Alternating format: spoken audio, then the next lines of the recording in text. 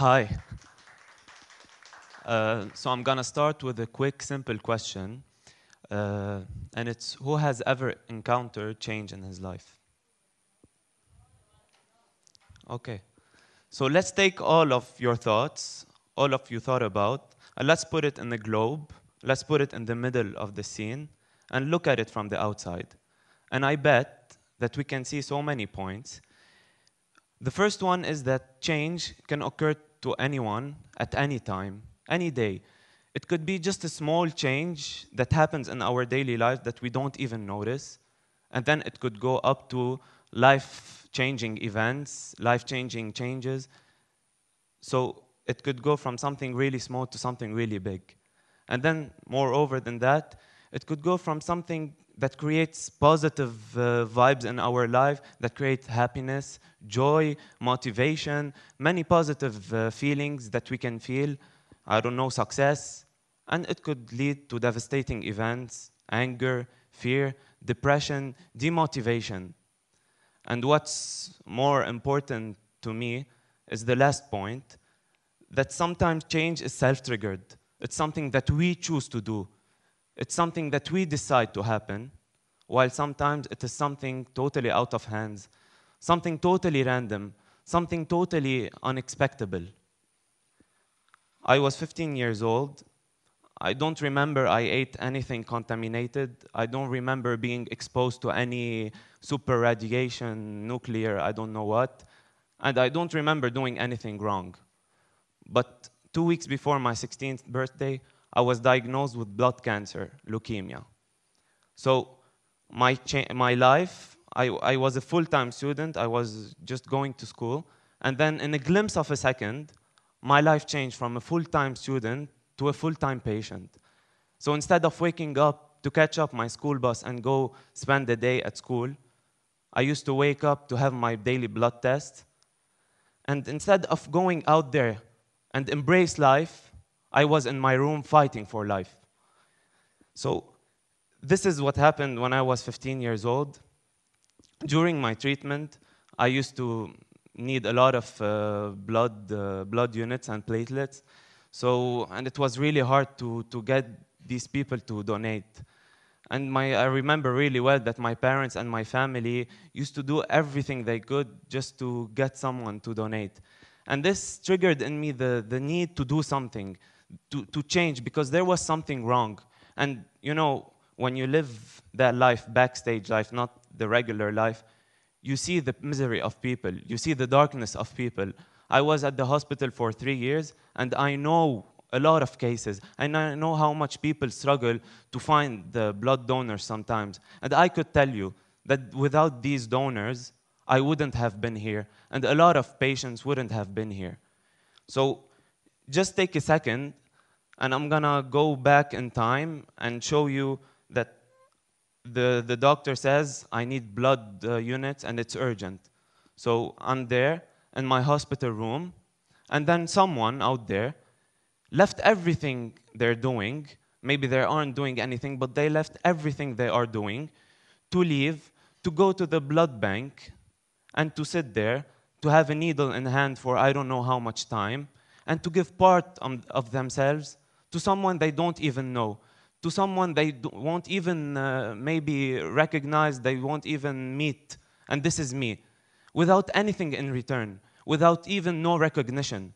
So just imagine how grateful I am for these people, and how grateful our society should be for these people, because they were part of our lives. And without them, we couldn't have made it here. And I remember really well that the person who donated the most platelets was this guy who brings my dad the morning coffee at the office.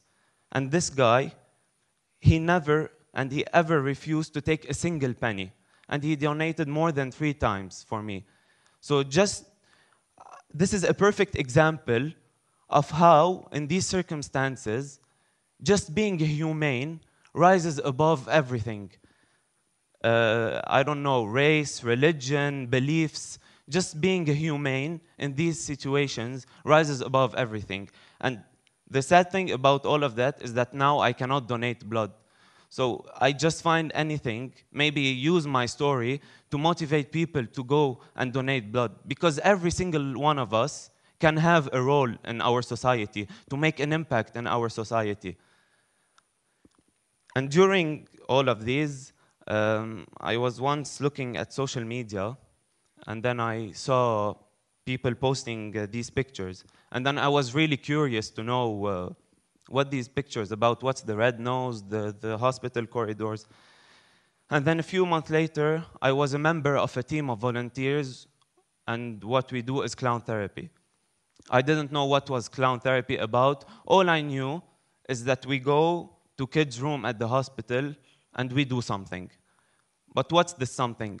I thought that with my experience, with what I've been through, I can really connect with these kids. I can really relate, because one day I was at their place. I know what it feels like, and I know what they would need to have this. I'm gonna talk about it. So here are some pictures.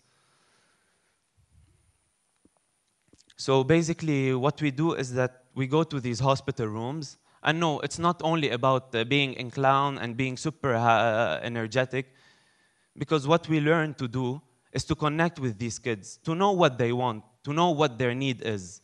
Because some people, some kids, they want super energy, 10 minutes, fun, magic, anything. And some kids, they just want a classical song. And others, they just want to, I don't know, with the puppets play. And you should see the reaction on their faces and on their parents' faces. And what I think the mission is about, the number one thing about this mission, is to be able to take that kid with his parents from where they are, from the misery they are living in, from the darkness, and yes, it's darkness, and to take them from there, and for just 10 or 15 minutes, to take them out and to show them another part of life, which is true. It's not a dream. This is another part that maybe they are not living now, but just to tell them that one day you will get there. Life is not just about misery and darkness. You will get there one day, and you should believe that you can get there one day. So this is...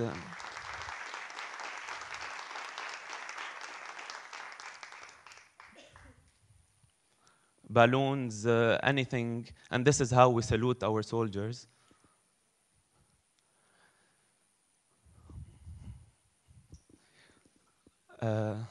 Right now, I am 24 years old, and who thought I would be here one day? I remember really well when I dropped off from school, when I was diagnosed, that my only wish was to go to school to spend some days with my friends, because, you know, living the life at the hospital was crazy. So, and I dropped off from school. But there was one thing that I didn't want to fail my class. I didn't want to fail in my life. This is why as soon as I got physically a little bit better, I started to study, because I didn't want the train of life to pass by and I'm here stagnated, looking at it without doing anything. So I decided to study. And no, I didn't fail any class. I graduated with my colleagues, with my friends. And then I sat for the SAT test for 3 times. And 2 out of 3 times, I went with a mask on my face and with a shiny, bald skull. And yeah, I failed all of these 3 tests. I didn't get a score. I got admitted at NDU in an engineering program. And the first year and a half, I used to leave sometimes NDU because my blood tests weren't good, my immune system wasn't ready to fight, so I had to leave. But I didn't stop. I pointed my finger to the horizon, and I planned my life as if I wasn't going to die. And this is what each of us should do. And I have made it, but I have not made it because I am such a superhero or a hero. Because you can make it, and everyone can make it. Even not only through cancer, through any bump in our life, and through any change in our life. And this is a few pictures. Thank you.